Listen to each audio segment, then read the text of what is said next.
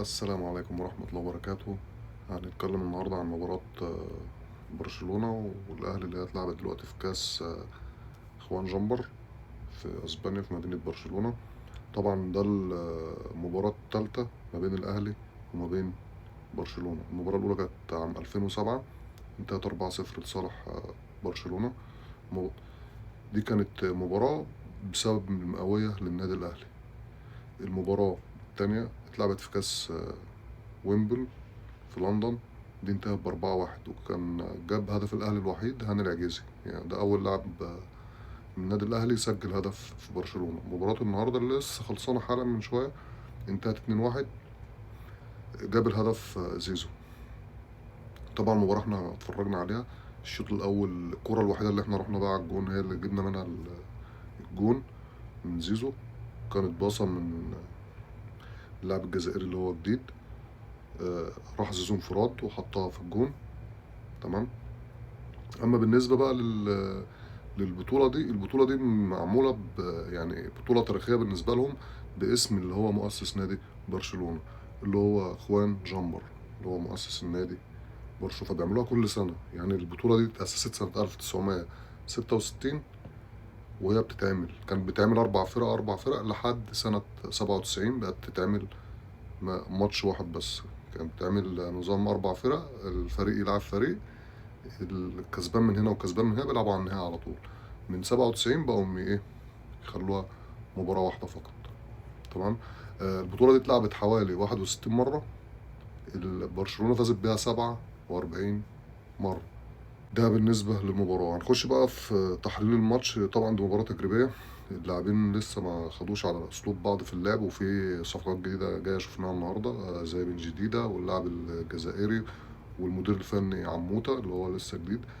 فاحنا برضو بداية مشرفة. والراجل لعب 5 6 ماتشات، بيكسب بالخمسة والستة مع أندية درجة تانية في الدوري المصري، زي النصر، زي الأسيوطي أو بترول أسيوط يعني، وهكذا. فكبداية احنا على طول بنخسر من برشلونة 4، فإن احنا نلعبهم على أرضهم وسط جماهيرهم، وبطولة رسمية مش رسمية، بطولة ودية يعني لها كاس، ماتش واحد، والماتش يخلص على أرضهم 2-1. دي حاجة كويسة. وبعدين في ضربة جزاء برضو ما اتحسبتش، لكوكا الواد شده من اللعيب، شده من التيشيرت وخده سوبلكس، والحكم مغمى عينيه. يعني فكرتني باللقطة بتاعت منتخب مصر ومنتخب الأرجنتين. طبعا لعب الشوط الأول أوفا، ولعب الشوط التاني الشناوي صد ضربة جزاء برضو في المباراة دي، كان مركز. وبالنسبه للمباراه دي برضو، يعني هو الجون الاول جه حمزه عبد الكريم جاب الهدف الاول وما احتفلش عشان هو اهلاوي اصلا، وده النادي اللي سابه. فالواحد كان فرحان وزعلان. فرحان ان في واحد مصري بيلعب في برشلونه جاب جون في النادي الاهلي، وفي نفس الوقت زعلان ان الجون جه في الاهلي. فما تعرفش بقى الاحساس ده ايه.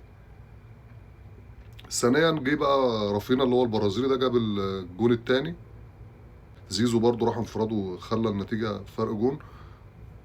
بس يعني كويس كبداية، هي بداية حلوة. وإن أنت بتلعب فريق زي برشلونة وملك الاستحواذ، وعنده يمين يامال وحمزة ويعني سكواد عالي، سكواد من أقوى الفرق اللي هي تقابلها أو تشوفها في الدوري الأسباني وعلى مستوى أوروبا، في الاستحواذ والتيكي تاكا والبساط وكده. هي كانت تجربة مفيدة وكويسة. قبل كده الأهلي لعب ماتشين تاني في المعسكر اللي هو عامله في أسبانيا ده، وبرضه كسب ماتش وخسر ماتش، وده التالت اللي هو في اسبانيا لعبه وخسره. بس اتمنى التوفيق لكل اللعيبه الجديده اللي جت الاهلي. ما ننساش بس نعمل لايك لو بتشوفنا على اليوتيوب، وتعمل مشاركه وتفعل الجرس عشان يوصلك كل جديد. لو بتشوفني على الفيسبوك تعمل متابعه وتعمل لايك. والسلام عليكم ورحمه الله وبركاته.